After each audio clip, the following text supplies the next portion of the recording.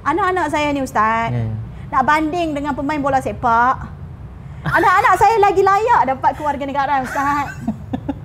Suruh anak-anak buku jalanan cakit ni nyanyi lagu negaraku. Macam ni, baru demi lencana di dada. Faham. Ya Ustaz. Suruh anak-anak ni baca rukun negara. Cakap bahasa Melayu. Cakap bahasa Melayu. Apa lagi nak? Sebut Perdana Menteri nombor 1 sampai nombor, kita ada berapa lah ni? 10 PMX. PMX. Dia pun boleh sebut.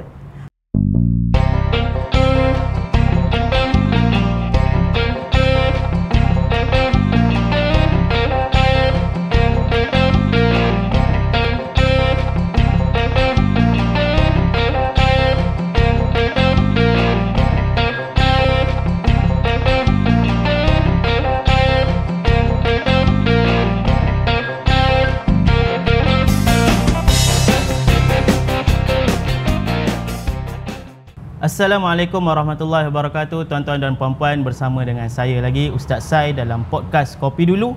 Hari ini kita nak datangkan tetamu yang istimewa dalam episod yang terbaru ini, bertemakan pendidikan. Bersama dengan saya seorang guru yang sangat memberi inspirasi kepada saya, iaitu Cikgu Ayu. Apa khabar Cikgu Ayu? Assalamualaikum Ustaz. Alhamdulillah saya sihat. Alhamdulillah. Apa khabar Ustaz? Alhamdulillah saya pun sihat. Jadi sedikit pengenalan tentang Cikgu Ayu kita ni. Tetamu pada episod kali ini adalah pengasas kepada buku Jalanan Caukit. Saya dulu Cikgu, buku Jalanan Caukit ni pernah saya tahulah. Pernah saya tahu. Lepas tu kemudian lama mula saya dah tak ingat dah sebenarnya tentang buku Jalanan Caukit, dan kemudian saya sambung pelajaran dan apa semua. Tapi tiba-tiba waktu kita nak fikirkan segmen seterusnya ni, pendidikan, tema pendidikan lah somehow, saya teringat ada satu NGO ataupun aktivis lah yang selalu dulu saya pernah dengar, iaitu buku Jalanan Caukit. So saya pun google balik, saya pun tengok balik social media buku Jalanan Caukit ni, dan kebetulan tahun ini adalah tahun ke-10, iaitu BJCK ni baru sambut sedekat pendidikan untuk semua. Okey, kalau boleh Cikgu perkenalkan diri Cikgu sedikit lah kepada viewer-viewer kita. Siapakah Cikgu Ayu ni sebelum mengasaskan BJCK?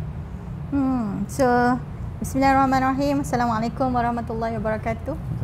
Terima kasih Ustaz. Tapi saya kepala saya ligat berfikir tadi bila Ustaz kata macam saya lupa sekejap. Saya dah fikir macam mana aku nak bagi semua orang ingat selalu kat BJCK ni. Takkan lupa. Sebabnya, sebab apa saya cakap macam tu? Sebab saya selalu rasa BJCK ni, dia bukan kerja one person tau. Dia adalah, so bila orang ramai dan cakap dengan saya buku Jalanan Caukit is another charity organisation, saya selalu kata buku Jalanan Caukit ni bukan badan kebajikan. Kami adalah satu tempat yang adults ambil collective responsibility. Responsible adult take collective responsibility untuk bangunkan kanak-kanak di kawasan tu. Kan ada pepatah yang kata it took a village kan to build a child kan. So kami tu macam tu. So saya mau semua orang ingat pasal buku Jalanan Caukit. So bila semua orang ingat pasal buku Jalanan Caukit, barulah semua orang bekerjasama membangunkan anak-anak buku Jalanan Caukit. Dia macam tu. Faham. So tu pasal buku Jalanan Caukit. Tapi pasal saya rasa pasal saya tu tak interesting lah kalau tak ada buku Jalanan Caukit. Without buku Jalanan Caukit, I'm just myself yang macam tu saja. Cikgu memang seorang cikgu ke? Saya pernah menjadi guru. Last saya di Sekolah Menengah Agama Majlis Agama Islam Wilayah Persekutuan. Sekolah Menengah Agama Majlis Agama Islam Wilayah Persekutuan. Saya terpaksa tengok anak-anak murid saya. Semawip lah. Semawip. Semawip. Semawip. Last tahun 2018. 2000 berapa teacher last kita ada anak-anak murid cikgu. Last saya 2018 saya jadi cikgu di sekolah. Kemudian saya tak dapat nak balance. Buku Jalanan kita start 2015. Tapi kemudian saya tak dapat nak balance lah antara kerja saya di sekolah dan juga kerja saya sebagai seseorang yang menguruskan buku jalanan pada waktu tu. So saya decide which mak saya rasa saya gila. Sebab saya dah ada stable job. Betul. Dan kemudiannya saya macam tu. Jadi cikgu pilih untuk letak jawatan ke bersara awal ke resign? Sebab saya rasa saya nak buat satu benda yang much more meaningful. Saya tak kata jadi cikgu kat sekolah tak meaningful, it's meaningful, tetapi saya rasa ramai lagi orang berada, banyak lagi cikgu-cikgu yang hebat dan cemerlang berada di sekolah. Tetapi kalau kat buku jalanan Chowkit ni tak ramai yang nak buat dia kan. Jadi saya rasa saya nak fokus di sinilah. Sebabnya buku jalan Chowkit ni adalah sekolah yang mana anak-anak yang tidak boleh daftar ke pendidikan sistem pendidikan kebangsaan sistem pendidikan kebangsaan. Jadi saya juga nak buka ruang kan, nak jadi support system to my children here at buku jalanan. Saya orang biasa aja. Saya lahir di Kedah, saya orang Kedah. Kemudian saya dapat pendidikan di Kedah juga. Sekolah rendah, sekolah menengah semua di Kedah. Sekolah rendah kebangsaan Megat Dewa, sekolah menengah saya nama sekolah menengah Jitra. Saya kemudian melanjutkan pelajaran saya ke Universiti Islam Antarabangsa UIA di Gombak. Saya buat sarjana saya pun di UIA di Gombak. Saya belajar sains politics. So itu basically tentang saya lah. Tapi saya rasa to define myself, saya adalah seorang yang terbina daripada bacaan, daripada bahan-bahan saya rasa bahan-bahan literature yang abah dan mak saya sediakan kat saya daripada saya kecil. Mungkin bila saya sebut macam tu, you all mesti terfikir macam mesti my parents or macam somebody macam tu kan. Betul. Tapi sebenarnya tak. Ibu bapa saya ni, abah saya kerja dekat sekolah dulu. Abah saya kerja dulu ada tau pejawatan tu sebelum diswastakan. Dulu abah saya tukang kebun di sekolah. Kemudiannya bila diswastakan tukang kebun tu, abah saya naiklah jadi kerani, pembantu pejabat, kerani macam itulah sampai dia pencen. Mak saya hanya suri rumah.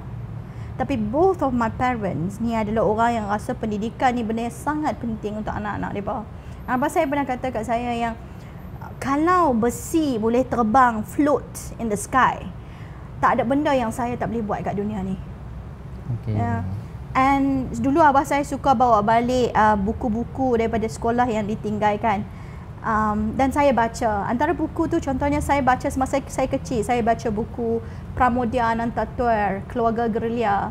Saya baca buku Haji Azizi Haji Abdullah, Seorang Tua di Kaki Gunung. Tu buku favourite cikgu kan? Tu buku macam mana awak tahu? Adalah sikit-sikit homework saya buat. Dan cikgu kata cikgu dibawa oleh ayah cikgu ke kaki bukit. Betul? Ya, abah saya bawa saya ke kaki bukit tu. So that is how my parents somehow bentuk dan besarkan saya. I think it's a luxury, you know, it's a luxury that saya rasa semua orang boleh membesar macam tu. How my parents bina saya. Saya rasa tu antara satu ibadah saya lah untuk kembalikan kepada anak-anak lain macam tu. Okey, jadi macam mana sewaktu cikgu bertugas di Semar Mawib tu? Kawan-kawan saya pun ramai juga yang di Semar Mawib. Siapa? Tapi saya dah lain lah. Saya 2012 SPM. SPM 2012. Adalah beberapa kawan yang belajar sama-sama. Pa 2012 kan? Pa 2012. Ya kan? Pa Usim. Antaranya yang tak apa, nanti kita sambung yang itu. Okey. Okey, baik. Jadi bayar anak-anak murid saya ni. Betul, masih muda lagi. Masih muda, okey. Kantai dah umur. Kan kantai umur. Okey, jadi macam mana daripada umur saya. daripada Semar Mawib tu, cikgu boleh discover, okeylah, kita tahulah Chowkit ni, dan tapi cikgu decide ataupun cikgu fikir untuk nak buka dengan di kawasan Chowkit, yang mana Chowkit ni ialah kita fahamlah dulu identiti Chowkit ni penuh dengan negatif kan. Dan kenapa Chowkit? Okey, dia macam ni lah. Ke cikgu orang sini? Ada. Saya orang Kedah. Yalah, cikgu orang Kedah. Saya orang Kedah yang tak boleh nak buang pun saya punya logat. Okey. Kecuali saya cakap bahasa Inggeris lah. Hilang logat saya tu. Betul. Saya pun bermula pada asalnya saya pun macam dengan student-student lain juga yang bila nak buat je kerja kemasyarakatan, nak buat je CSR kan, kita rasa macam Chowkit adalah tempat yang paling mudah to come. Usim selalu buat benda macam tu. Tapi kemudiannya saya belajar. Saya rasa dalam hidup kita we need to be able to adapt and ada willingness untuk belajar tau. Saya rasa topik hari ni akan jadi menarik sebabnya bila cakap pasal benda ni kan, masa saya adalah kemurungan hidup dalam satu fasa hidup saya. Ada. Okay. Jadi saya rasa macam, apa aku nak buat ni? Dan masa saya belajar kat UIA dulu, UIA kan apa? Garden of Virtue and knowledge. Taman ilmu dan budi kan. UIA selalu ajak kita kena turun ke masyarakat, yang hidup kita bukanlah milik kita, tapi kita kena kembali kepada masyarakat, kena memberi. So dalam fasa hidup saya yang terumbang-ambing tu, saya rasa macam jarang ni saya nak sebut macam tu, sebab semua orang selalu nampak hidup saya macam Cikgu Ayu macam tu kan. Dia tak ada fasa yang menurun. Sebenarnya tu ada dalam soalan saya. Saya ada fasa menurun hidup waktu saya. Burn out cikgu. Burn out saya ada. Jadi saya waktu tu saya fikir okey, aku naklah pi membantu to share whatever that I have pada masa tu. Dan saya rasa macam, saya tahulah ada beberapa kawan yang ada buat soup kitchen di sini. So saya mula dengan jadi volunteer soup kitchen je. Mereka pun tak tahu saya yang jadi volunteer tu. Saya tolong. So waktu sebelum BJCK lah? Sebelum BJCK. Dan dari situ saya nampak ada beberapa queue yang sangat panjang untuk nak ambil barang. Dan dari situ saya nampak juga ada budak-budak yang duk lari lah sambil tunggu kan, sambil beratong kan. Budak-budak of course dia akan main kat jalan semua. Saya pada masa tu assumption saya masih macam orang lain. Depa ni gelandangan, anak-anak ni anak-anak gelandangan, anak-anak ni anak-anak street children pada masa tu Lepas tu saya fikir macam, sambil tunggu ni baik aku bawa buku baca dengan budak-budak ni. So saya ada anak saya umur 19 tahun dan ni anak saya belajar kat UIA. So saya bawa buku anak saya waktu tu, dia kecil lagi waktu tu. Bawa buku dia, kita start buka kat depan tu sambil soup kitchen tu kan. So kita baca dengan anak-anak ni. Daripada membaca dengan anak-anak ni, kita belajar tau, what is actually the problem, pasal apa mereka ada kat sini. Dari situ dia merubah saya punya persepsi. So pada awal saya pun sama macam orang lain, dosa saya sama macam orang lain, which is kita rasa macam kita ni lah hero yang mai tolong bagi mereka, membantu. Tetapi saya rasa bila lama-lama kita tahu, ni permasalahan dia, kita nak bantu solve the problem. Sebab tu kalau kat buku jalanan, kita tak suka guna idea yang kami lah yang membantu anak-anak ni. Macam contoh anak BJCK saya yang saya sangat bangga setiap kali Nizam. Saya rasa buku jalanan Chowkit tu tak bantu Nizam, tapi kami provide platform kat Nizam. Itu different tu. Macam kan saya nak relate dengan hidup saya waktu kecil kan. Mak bapak saya tak bantu saya, tapi mak bapak saya provide platform kat saya. Benda tu yang saya nak provide kat anak-anak buku jalanan Chowkit. Benda tu yang buku jalanan Chowkit nak provide kat anak-anak buku jalanan Chowkit. We want to provide them platform. Bila mereka ada platform, mereka bolehlah berkembang sendiri. Bersinar kan. Betul. Dia macam konsep ulat beluncah kan. Masa dia ulat, semua orang buat tak tahu kan dia ulat, gatal, takut kan. Tapi dari ulat tu dia akan, kita panggil apa, metamorfosis ke? Proses dia tu. Ubermensch. Kalau dalam ada satu falsafah dia panggil Ubermensch lah. Dia akan keluar daripada kepompong dia pelan-pelan, lepas tu dia akan jadi a beautiful butterfly kan. Dan dia boleh terbang dengan hebatnya. Betul. Saya nak anak-anak buku jalanan Chowkit macam tu. Cumanya kami ni is a platform provider untuk anak ni. Sistem sokongan. Extended family. Itu buku jalanan Chowkit, dan itu perjalanan saya dengan buku jalanan Chowkit, macam mana kami boleh ada. Tapi apa yang saya nak kata adalah benda ni dia tak boleh one off. Hang tak boleh mai bagi makan belah. Hang tak boleh mai ambil gambar alhamdulillah I have saved humanity today. Hang tak boleh buat macam tu. Bagi makan ikan pada orang kan. Tak boleh. Tapi saya juga tidak menidakkan keperluan ada soup kitchen. Memang perlu. Miskin kota, cabaran dia lain. Memang lapang. Memang kena bagi makan. Sebab tu kita nak orang yang mai bagi makan ni adalah dengan structured soup kitchen yang sedia ada. Contohnya hari Ahad ada dapur jalanan di Jalan Panggung. Dekat Medan Tuanku memang very organised. Pergi bagi kat situ. Jangan buat ad hoc yang buat dia petunggu. Sampai lah ni pun kalau Ustaz tahu, saya setiap malam kalau saya masih lalu kan, sekali lagi Ustaz boleh tengok kat luang tu. ada je family duk tunggu lagi kan. Benda tu yang saya tak mau. Saya tak mau family ni tunggu daripada pagi, daripada petang sampai ke malam di jalan tu. Bila dia tunggu, dia bawa anak-anak dia. Tunggu makanan lah. Tunggu orang nak bagi bantuan. Okey. Dia dah jadi budaya. Kita awal nak bantu mereka kan. Lah ni kita dah bantutkan mereka sebab mereka duk tunggu kita untuk bantuan. Faham. So Ustaz imagine kalau bantuan kita berstruktur kan. Ibu bapa ni tahu kat mana dia nak cari macam makan untuk malam. Dia pergi ambil, balik makan, anak dia boleh tidur awal, anak dia boleh pergi sekolah. Imagine how the children can grow up well. Ada sistem-sistem sokongan. Ada yang short term punya sistem sokongan, ada yang long term punya sistem sokongan, tapi anak-anak tu boleh berkembang. Betul. Saya nak anak-anak saya berkembang mekar je. Saya nak anak-anak saya macam tu. Sebab tu kalau kat buku Jalanan Cawkit, habaq lah apa. Hari ni sebenarnya saya duk teringat kat saya punya Deputy Director Ustaz Afiq. Sebabnya pagi tadi saya nampak anak-anak ni masih beli makanan kat kedai waktu rehat. Saya duk fikir macam mana kita nak buat waktu rehat tu kita sedia makanan agar anak-anak ni tak payah beli. Saya kalau boleh kan tak mau anak-anak ni guna duit sekupang pun.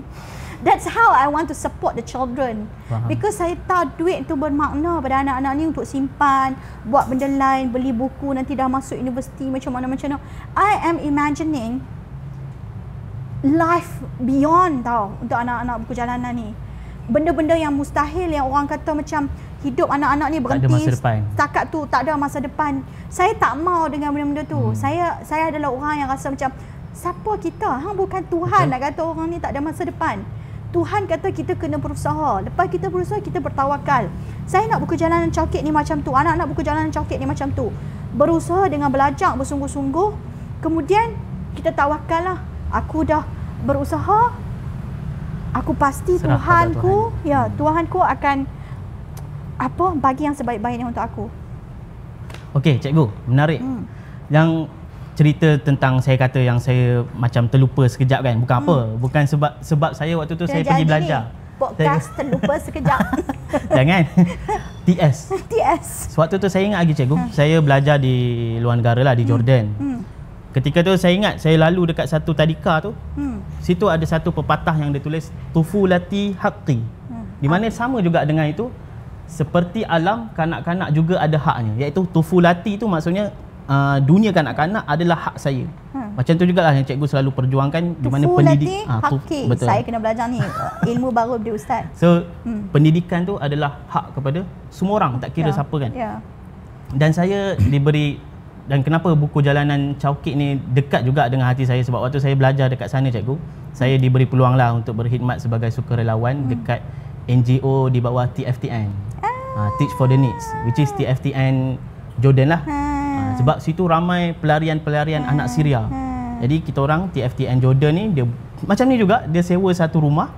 Lepas tu untuk anak-anak Syria tu datang belajar. TFTN Jordan Musa, bukan Musa? Betul, Musa Nuwairi. Musa Nuwairi. Selain tu CSM, Cinta Syria Malaysia juga kan. Siapa yang doktor gigi tu pun kan? Hidayu ke? Hidayu Hatta. Tu batch saya tu. Cumanya dia dentist lah. Nanti kita shout out Hidayu dan Musa Nuwairi. Lagi juga ada, saya tak ingat lah, beberapa lah. Okey. Yang menariknya waktu tu kami kat sana tu, sukarelawan pengajar dia adalah student-student Malaysia. Kita ajar anak-anak Syria ni mengaji bahasa Arab, which is kita orang bukan Arab, ajar orang Arab mengaji Quran, alif bata sajim. Dan kalau ada subjek-subjek yang susah macam sains, math kan, kita adalah limitation bahasa tu. Sukarelawan-sukarelawan daripada negara Arab yang lain, daripada Algeria, daripada Syria, Jordan, kita minta tolong kawan-kawan you kita untuk datang bantu kelas-kelas pengajian tu. So sebab itulah bila saya balik sini, antara yang nampak benda tu di Malaysia ni adalah buku Jalanan Cawkit lah. Alhamdulillah teringat kat kami. Okey, jadi cikgu, saya nak tanyalah, dan minggu lepas sebenarnya kami 2 minggu lepas sebenarnya kita dah datang sini untuk kita nak survey-survey tengok suasana kan. Saya terkejut sebenarnya sebab sebab saya dah lama tak follow kan. Rupa-rupanya buku Jalanan Cawkit ni dah jadi satu sekolah. Kan? Yang ada mempunyai lebih kurang 100 lebih pelajar, sekolah rendah dan juga sekolah menengah. Cumanya masalah, cuma kalau boleh cikgu kongsi lah, masalah mereka ni memang adalah hampir kesemuanya stateless children ke? Tak juga. Dia Dia ada banyak kes lah. Okey. Tapi Stateless ni macam mana dia boleh jadi stateless, cikgu? Mungkin cikgu boleh terangkanlah sikit. Apakah stateless tu? Dia tak ada IC, ada surat beranak ke? Macam mana? Saya kan Ustaz, saya satu benda lah. Saya harap podcast Ustaz ni sudilah nanti nak kena bash dengan orang. Sebab apa yang saya nak kata ni adalah satu benda yang dia akan jadi kontroversi sebab dia macam sebenarnya dia adalah sindiran kepada masyarakat. Sama ada kita suka ataupun tidak, ya Ustaz. Kita tiap-tiap tahun percaya ada konsep hijrah. Tiap-tiap tahun kita sambut Ma'al Hijrah. Saya pernah cakap dekat platform lain dan teruk saya kena bash waktu tu Ustaz. Tak apa, kita open. Sebab dia kata, apa you nak samakan pelarian ni dengan Rasulullah ke? Saya nak cakap macam ni lah. If you really read sirah of Prophet Muhammad SAW kan, if you really tengok Prophet Muhammad ni, Nabi kita, Nabi Muhammad SAW yang kita cinta ni, dari lensa kehidupan dia,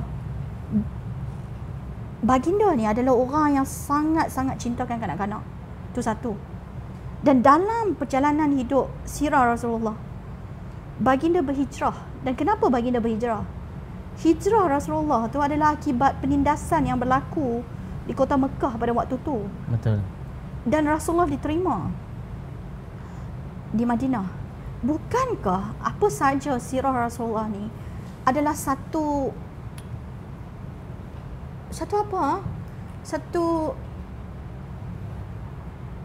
benda rujukan untuk kita semua kan?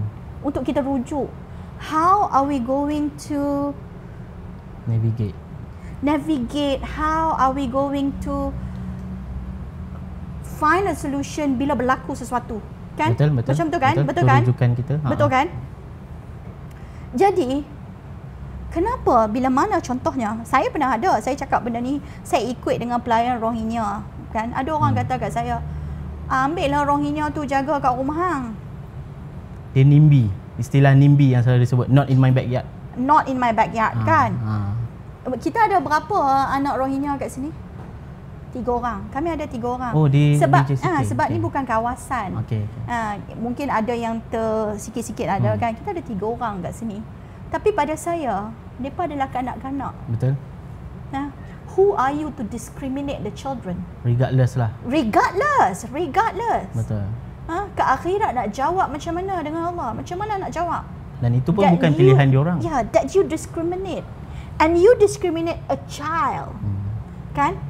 So kalau kat buku jalanan ni kita ada banyak jenis anak-anak. Saya jadi melabel lah pula. Bukan, sebab kita nak faham. Kita nak faham kan. Macam tadi bila kita mula-mula kan, saya kata saya nampak anak gelandangan. Tapi kemudiannya kita dah tarik semua perkataan gelandangan. Kat buku jalanan kita tak guna ayat tu langsung. Sebab pada kita bagi satu identiti baru kat anak-anak ni, iaitu anak-anak ni anak-anak buku jalanan Cakit. I want to dignify my children. Saya nak bagi martabat dan maruah kepada kanak-kanak ni. Sebab kanak-kanak are born suci kan. Kita yang kemudiannya label the children. Betul. Kan. Cumanya kita nak tahu cikgu, dari segi urusan legalnya kan, mereka ni memang betul-betul tak boleh masuk ke sekolah kebangsaan. Sebagai contoh, kan kita ada beberapa kategori lah.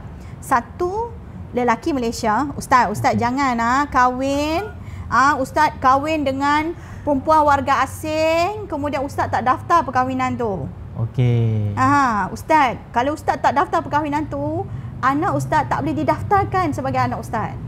Faham? Anak tu tak akan dapat jadi warga negara Malaysia walaupun ustaz warga negara Malaysia. Lelaki Malaysia, kalau perkahwinan dia tidak didaftarkan, dia tak boleh turunkan. Wanita Malaysia, kalau dia tidak berkahwin, dia ada anak, dia boleh dapat kewarganegaraan. Sebab ibu. Daripada ibu. Ambil daripada ibu. Faham. Ambil daripada ibu. So lelaki tak boleh tahu ustaz. Jangan kahwin kat Thailand ustaz. InsyaAllah. InsyaAllah kahwin kat sini. Isteri saya tengok. Isteri tengok nak kahwin nombor 2 contohnya. Boleh. Kalau nak kahwin nombor 2 contohnya, minta kebenaran isteri. Jangan buat diam-diam, lepas tu anak tak boleh didaftarkan. Dah kita ada banyak kes. Kita memang ada banyak kes tu. Di sinilah anak-anak tu. Ya. Indonesia ke kebanyakannya? Contoh banyak. Kalau kat Malaysia contohnya, kalau ibu bapa tu yang non-Malay kan, dia kahwin dengan perempuan daripada Thailand, Laos, Cambodia, macam tu. Tapi bila ibu tu kat sini ada temporary working permit dia panggil. Okey. Permit kerja sementara. Permit kerja sementara, you tak boleh kahwin kat Malaysia. Tak boleh. Oh. Tak boleh. Tapi dia orang kahwin. Tapi dia kahwin syar'i lah. Ya. Kahwin bawah pokok kan? Betul. Anak tu tak boleh didaftarkan. Bila anak tak boleh didaftarkan, anak tu tak ada apa, kosong. Tapi selalunya government akan kata, you boleh daftarkan dia sebagai anak kepada mak dia, ikut warga negara mak dia. Kita ni bukanlah satu hari jumpa lelaki Malaysia. Dia bukan nak bagi anak dia ikut bini dia. Selagi bini dia bawa lari anak dia. Kan? Betul tak Ustaz? Ustaz bagi ke? Tak bagi kan? Tak bagi kan? So dia macam tu lah. Faham. Banyak anak-anak kat sini umur dah 20 tahun tetapi kosong ayah warga negara Malaysia. Itu satu. Okey. Lepas tu kita ada anak-anak economic migrant lah. Yang contohnya, yang ni saya rasa banyak daripada komuniti Indonesia. Dia datang daripada Indonesia mencari pekerjaan di sini. Dan kemudiannya 22 tahun kadang-kadang duduk di sini. Ustaz, kadang-kadang yang menindas dia adalah sistem. Sistem tu yang menindas dia sebenarnya. Ada, maksudnya diorang datang bekerja di sini, suami isteri sini, Indonesia, suami isteri dapat anak, anak lahir di sini, tetapi anak tu tidak boleh didaftarkan sebagai warga negara. Warga negara Indon? Dia boleh. Okey, tetapi just imagine you live here 22 years you hidup kat sini. Anak you lahir kat sini. Anak-anak saya ni Ustaz, nak banding dengan pemain bola sepak, anak-anak saya lagi layak dapat kewarganegaraan Ustaz. Suruh anak-anak buku jalanan cakik ni nyanyi lagu negaraku. Macam ni, baru demi lencana di dada. Faham. Ya Ustaz. Suruh anak-anak ni baca rukun negara. Cakap bahasa Melayu. Apa lagi nak? Sebut Perdana Menteri nombor 1 sampai nombor, kita ada berapa lah ni? 10. PMX. PMX. Dia pun boleh sebut. Because saya rasa kalau kerat ni keluar Malaysia. Tapi belum tentu kalau time bola sepak lawan dengan Indonesia. Yang tu kita kena bincang lain. Kena tengok lain. Itu kena tengok lain. Tapi macam tu. Dan kita juga ada anak-anak yang yang foundling kita panggil. Foundling ni anak-anak yang dibuang. Tak ada mak ayah. Tak jumpa mak ayah. Tak jumpa mak ayah. Anak-anak tak jumpa mak ayah. Kadang-kadang susah nak uruskan. Dia ada jalan dia Ustaz. Tapi kadang-kadang ada anak-anak yang kosong tu kuih. Kosong, tak ada apa. Hang nak pergi. Macam mana kan? So itu antara anak-anak yang kita ada lah. Anak-anak yang memang tak boleh berdaftar, tak ada dokumen apa-apa semua. Kita kat buku jalanan cakap kita adalah program nama dia Road to Citizenship. Sebab kita nak juga usaha untuk bagi anak-anak ni sekurang-kurangnya ada surat beranak tu. Surat beranak tulis bukan warga negara pun tak apalah. Sebab as they advance, dia dah belajar, dia duduk kat sini lama, dia ambil SPM. Kita nak buktikan bahawa dia boleh jadi modal insan yang sangat baik sebenarnya untuk Malaysia. Diorang memang di sini, lahir di sini dan akan kekal di sini lah. Di sini. Ustaz pergi balik, tengok Ustaz punya salah sila. Tah-tah tu ada daripada kan? Mana-mana kan? Kita pun tak tahu. Yalah. Sebab saya ada tengok satu video lagi lah di YouTube dalam dokumentari ilmu di jalanan ke saya tak ingat. Dia potretkan Damia. Dalam tu BJCK ni lah. BJCK punya lah. Saya tak tahu lah nama betul ke tak, nama sebenar. Damia. Memang apa anak-anak ni kadang-kadang tak guna identiti sebenar. Waktu tu dia cerita umur dia 12 tahun lah waktu tu. Dia pakai baju sekolah macam ni lah. Dan dalam tu dia memang dia kata diorang ni sentiasa setiap hari hidup dalam ketakutan, nampak pihak berkuasa, takut lari. Ada ke kes-kes macam tu juga? Diorang ditangkap. Tu salah satu. Aku rasa daripada 2 orang ni. Ya ke?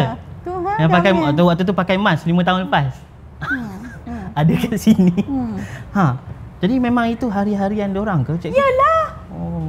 Ditangkap oleh polis kalau tiba-tiba? Tak juga. Polis ni pun manusia, polis pun baik juga. Dia pun faham juga. Tapi itulah. Ada orang pernah cakap kat saya kan, ada banyak lagi anak Malaysia pasal apa tak tolong. Memang ada konsep the other ring tu. Dekat mana-mana negara pun. Tambahlah ni bila semua negara jadi far right, konsep nasionalisme macam tu kan. Tetapi pada PJCK kita membesar, saya ambil contoh dari saya lah kan. Bila saya membesar tu, saya ada ibu bapa saya yang jadi sistem sokongan saya. Ibu bapa saya walaupun kerja biasa, mereka boleh besarkan anak di Malaysia. Sebabnya di Malaysia sekolah ada subsidi. Betul tak? pergi klinik kerajaan ada subsidi. Betul. So kita boleh sebenarnya nak membesarkan anak kita kalau parents kita tu istiqomah bekerja. Tu ayat dia kan. Tetapi anak-anak ni depa sedari awal ni dah di reject sistem. Dari awal. Ibu bapa kerja. Ibu bapa anak-anak kat Buku Jalan Cakit sangat rajin. Depa bekerja. Tetapi dalam konsep depa bekerja, gaji tu banyak mana. Ada ibu bapa yang saya tahu gaji satu hari RM11. Allah. RM11? RM11. Tapi dia nak report kat siapa? Jabatan buruh ke? Nak report kat siapa? Dia tak boleh. So kadang-kadang depa dah memang ditindas dalam sistem tu. Kan? Dan depa tak boleh nak berkembang macam tu. Faham. Tapi depa duduk kat sini dan bukan mudah sebenarnya ustaz. Saya ada ibu bapa yang dulu dia masuk dia ada permit kerja. Kemudian dia tak mampu pun nak sambung permit kerja. Sebab apa? Sebab permit tu kadang-kadang depa ni ada yang main ni dia tak ada lah kemahiran membaca, menulis, memaham benda kan. Jadi bila nak berurusan-urusan rasmi semua ni, depa akan guna orang tengah, agent. Kadang-kadang saya rasa nak urus permit kerja ni tak adalah mahal. Mungkin RM2,000, RM3,000 mungkin. Tapi depa kena bayar untuk nak renew permit kerja kadang-kadang RM10,000. Ada yang kes RM20,000. Kita pun tak mampu nak simpan setahun RM10,000, RM20,000 kan. Yalah, betul. So they end up tak sambung benda tu. Itu antaranya. Dan bila ibu bapa dia dah tak ada keupayaan macam tu ustaz, macam mana dia nak kembangkan anak dia? Betul. Sebab tu kat Buku Jalanan Cakit kita nak ambil semangat solidarity ummah tu. Malu saya kalau saya belajar kat UAE yang kata you have to give back to the ummah. Build the ummah, kan? Solidarity with the ummah. Macam mana Ansar terima muhajirin. Muhajirin tu kan. Kahwin dengan isteri-isteri mereka. Ustaz ni. Lepas tu Contoh. Duduk di rumah-rumah mereka. Exactly. Kan? Lepas tu saya nak menidakkan anak-anak ni. Saya tak boleh macam tu ustaz. Saya tak boleh lena malam dengan lena. Jadi buku jalanan kita faham. Tapi buku jalanan kita ada semua anak-anak kita. Ustaz Afiq, kita ada berapa anak-anak? 124. Kami ada 124. Semua. Sekolah menengah dan sekolah rendah. Yang bersekolah 104 bersekolah kita. Yang 24 dan kadang-kadang boleh jadi 50 tu adalah warga negara Malaysia je. Jadi diorang bersekolah kita ada di dua sini. jenis. Kita buku jalanan kita bagi dua. Satu, kita adalah ruang selamat untuk anak-anak di Cakit. So anak-anak di Cakit mana pun boleh mai. Siapa-siapa boleh datang. Siapa boleh datang. Kita ada lunch, kita ada makanan semua kita ada. Lepas tu kita juga ada kelas malam. Kelas malam ni untuk semua, Malaysia tak Malaysia, asalkan dia kanak-kanak come. Dan dia duduk di sini ataupun komuniti sinilah. Tak kisah. Tak kisah. Asal dia kanak-kanak datang. Lepas tu kita juga ada kelas hari Ahad. Kelas hari Ahad tu untuk semua juga. Dan kita juga ada aktiviti, kata orang nak main buat aktiviti kan. Kalau waktu depa tak di sekolah, depa boleh main. Cuti sekolah depa boleh main. Tu anak-anak Malaysia yang miskin bandar di sekitar ni selalunya. Maksudnya diorang ada sekolah, diorang SK, diorang sekolah tempat biasa, lain ke apa, diorang nak datang sini sebagai tempat selamat untuk diorang berkarya ke apa macam tu. Betul. Anak-anak ni ustaz, kita bagi bantuan baju sekolah, uniform sekolah, ada setengah kita bagi bayar yuran sekolah. Kita bayar yuran sekolah dia. Kita buat yuran benda PIBG tu. Yuran PIBG kan mahal kan. Kita bayarkan benda tu. Itu adalah pelajar yang orang Malaysia lah. Kita pulai telinga yang tak mau pergi sekolah.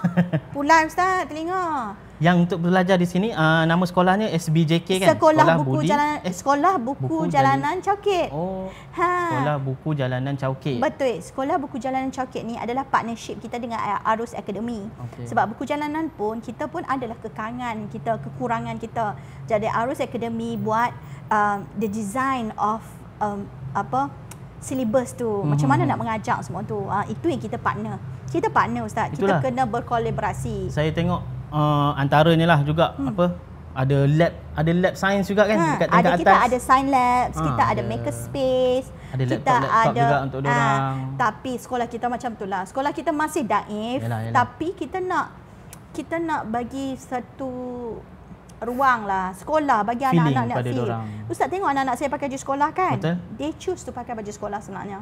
Sebab kanak-kanak kan dia adalah perasaan. Dia nak rasa belong. Belong. So kalau hari ni ada anak-anak Malaysia yang tengah tonton ni yang tak mau pergi sekolah. tempat awak kat sekolah tu ada lagi orang lain yang mau, yang sangat nak untuk bersekolah, the rights tu. You are born with that rights. Some people are born without right. Tak ada. Dah lahir-lahir dah memang diketepikan, disingkirkan oleh sistem. Itu anak-anak saya kat buku jalanan Syakir, Ustaz. Satu luxurious pada mereka. Keselesaan orang Malaysia, warga negara.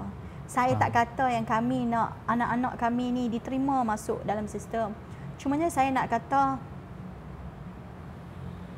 bagilah peluang anak-anak ni untuk jadi orang, untuk hidup kat Malaysia ni. Sebab kan, you like it or not, they will be here. Betul. They are born here. Mereka dilahirkan di sini, dibesarkan di sini, dan seluruh hidup dia sinilah. Hang nak hantar dia balik mana? Tak ada dah. Tak ada dah. Memang sini je. Jadi dia kalau tahu. hang tak bagi dia education, hang nak dia jadi membesar jadi apa? Orang yang survival of the fittest. Orang yang hidup dia nak kena struggle Setiap hari. setiap hari, dan dia mungkin akan membawa kerosakan kepada masyarakat. Dan kita kena ingat, kita hidup bermasyarakat. Satu rosak, dia mungkin akan, kan, benda buruk dia senang berjangkit, kan. So kami nak anak-anak kami jadi orang tau, Ustaz. Kami nak dia menjadi orang yang baik, yang boleh menyumbang balik kepada masyarakat. Jadi orang Islam yang baik. Saya sebenarnya saya tak mau sebut sampai ke situ yang saya nak membantu anak-anak seagama saya, sebangsa saya. Tak sebangsa pun. Apa aku tak ada? Rohingya, Aceh, Jawa, apa aku tak ada kat sini? Semua ada. Indian, multiracial, Cambodia, ni semua. Okay. Tapi saya nak ambil roh bahawa, kan dalam Quran kan ada yang Allah ciptakan kita ni berbangsa-bangsa, apa lagi Ustaz? Lita'arafu. Untuk kita berkenal-kenalan. Syu'uban wa qabaila lita'arafu. Saya tak pandai Ustaz kan. Tapi macam tu lah kan. Untuk kita berkenalan. So tunjuk kata kita ni memang Allah cipta beza warna rambut, semua beza. Tapi how are we going to live together? Kan? Kalau kita duk cakap pasal ummah, this is my ummah, this is our ummah that we have to. Dan anak-anak saya ni saya percaya adalah umat Rasulullah. Betul. You know? Betul. Betul. Are we violating and discriminating them since the beginning? Apa saya nak jawab nanti? Dia benda macam tu lah, Ustaz. Okay. Baik cikgu. So dah cukup dalam dah saya rasa untuk message yang kita nak sampaikan lah. Dan saya suka sebenarnya bila mana kita tahu dan kita nak orang lain tahu juga. Apakah pertama struggle yang BJCK hadapi setiap hari dengan anak-anak murid ataupun anak-anak cikgu lah. Cikgu ni pun saya rasa dah bukan sebagai seorang cikgu dah, merupakan ibu dan ayah kepada mereka. Cikgu pun bahasakan diri mereka sebagai anak-anak kan cikgu kan. Jadi untuk episod kali ni, itulah sedikit kita nak kupas tentang bagaimana personal worldview cikgu tentang pendidikan tadi, tentang anak-anak yang kurang bernasib baiklah kita katakan, dan juga BJCK. Cuma soalan akhir saya cikgu, adakah BJCK ni boleh sustain? Saya sebenarnya tak tahu nak jawab soalan tu ke Ustaz, tapi dah 10 tahun lah. Tunggang terbalik 10 tahun Ustaz. Saya pegang satu benda je lah. Semua orang selalu tanya saya apa motivasi lah, apalah kan. Saya rasa macam kalau hang buat benda baik, Allah Maha baik. Allah akan bagilah, tapi kita kena berusaha lah. Hang tak boleh je lah tawakal tanpa hang usaha apa-apa. Saya percaya hidup saya Ustaz 101% lillahi ta'ala. Hak tu je. Saya tak perlu apa-apa pun. BJCK tak perlu apa-apa pun. Saya selalu pesan kat tim, BJCK ni benda yang paling penting adalah the best interest of the child. Apa interest of the child tu? Kita akan support apa saja yang nak bagi anak-anak BJCK berkembang. Ustaz boleh tanya tim saya ni punya dengki kalau depa ni tak letak nama BJCK, kau tak apa. Saya BJCK tu kira number 1 lah. Tak boleh dah, tak boleh. Dia tak boleh ditolak ansurkan. Kepada saya, in order for BJCK to sustain, kan, sekolah boleh tutup. Kenapa sekolah boleh tutup? Adalah bila mana sistem kita terima yang education is the right Pendidikan untuk semua. Faham? Bila mana negara ni boleh terima pendidikan untuk semua. Tak kurang pun untuk pembayar-pembayar cukai Malaysia. Tak kurang. Kita kongsi ilmu. Anak-anak ni bukanlah penjahat. Hang bayangkan budak kecil yang hantar pergi sekolah daripada tadika, hang didik asuh, dia jadilah elok. Betul tak? Betul. Of course kat sekolah ada macam-macam isu. Tapi that's the thing with children. If you do intervention with children daripada awal, insya-Allah anak tu akan jadi permata yang bersinar. Boleh kan? Dibentuk, kan? Boleh. Seperti kain putih. Boleh. Anak dia boleh dibentuk. So tu sustainability.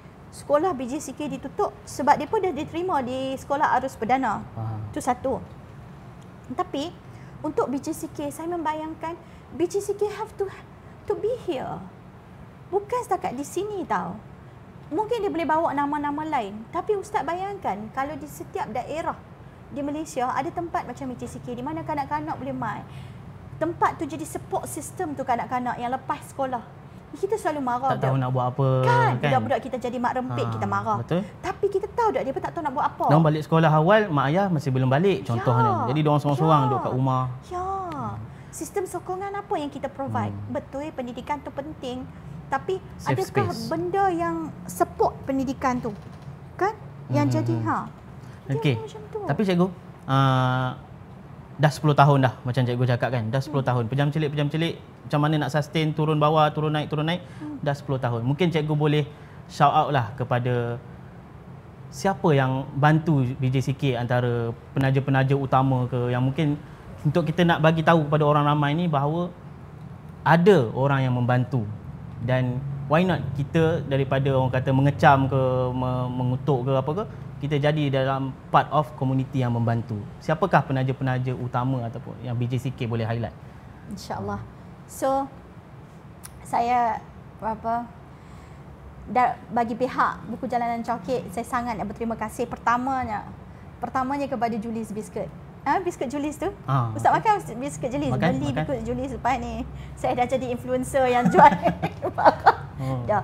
Julius Biscuit adalah organisasi pertama yang percaya pada kami. Apa yang Julius Biscuit buat, kalau tengok video Buku Jalanan adalah hasil daripada Julius Biscuit, dan Julius Biscuit adalah yang pertama sekali bayar sewa tempat kami. Satu level waktu tu. Dia bayar untuk 2 tahun waktu tu. Dan kepercayaan Julius Biscuit bagi pada kami itulah benda yang dia bila orang bagi kita kepercayaan, dia akan naik-naik macam tu. Dan sekarang saya rasa antara yang paling utama adalah Sedekah House Bank Islam. Terima kasih banyak-banyak Sedekah House Bank Islam yang sangat-sangat membantu Buku Jalanan. All of our dreams kan, all of Buku Jalanan dreams, kita habaq je kat Sedekah House. They will always help us. Saya ingat lah macam mana Sedekah House Bank Islam ni ingat kepada Buku Jalanan. Sebagai contoh, bila result SPM Nizam keluar, Sedekah House Bank Islam kisah pasal tu. Dia sampai berfikir, okey, macam mana kita nak bantu Nizam? Macam mana kita nak buat apa ni? Dia dah jadi macam a village tau, yang bina anak-anak ni. Saya juga nak berterima kasih kepada Allianz Insurance yang sangat banyak membantu juga. Rakan-rakan kami daripada Dapur Jalanan, daripada Borneo Comrade. Banyaklah. Kita ada Food Aid Foundation. Kita ada very long list of people yang sangat membantu BJCK sepanjang sedekat ni. Dan kita juga ada orang tahu yang sangat amazing, Ustaz. Sedekah subuh RM1, RM2, RM5, RM10. It matters to us. It matters to our children sangat-sangat. Dia sangat membantu BJCK membina komuniti kami, membina anak-anak kami. Terima kasih banyak-banyak. Hanya Allah yang dapat membalas. Saya tak dapat membalas, BJCK tak dapat membalas. Saya rasa apa yang kami boleh kongsi adalah kemanisan kejayaan anak-anak kami menjadi orang. For the time being, kita ada 3 orang anak yang ambil SPM. 2 orang sekarang tengah melanjutkan pelajaran. Seorang di Indonesia, di Tazkiyah Institute. Seorang di universiti swasta di Malaysia. Seorang lagi tengah dengan Akademi Gunting Rambut. So macam tu kita nak. Dan tahun ni doakan anak-anak kami, 7 orang akan menduduki SPM. Itulah 7 orang nak menduduki SPM tu. Sebagai ibu, benda tu sangat sangat merisaukan sebenarnya, tapi doa untuk anak-anak kami dan terima kasih kepada semua penyokong. Hari ini kami ada satu lagi rakan barulah. Apa nama podcastnya? Kopi Dulu Podcast. Kopi Dulu Podcast. Terima kasih banyak-banyak. Okey, baik tuan-tuan dan puan-puan, terima kasih banyak Cikgu Ayu untuk episod kita kali ini. Itu sekadarnya perkongsian kita. InsyaAllah kita akan jumpa pada episod yang seterusnya. Assalamualaikum warahmatullahi wabarakatuh. Terima kasih Cikgu. Waalaikumsalam.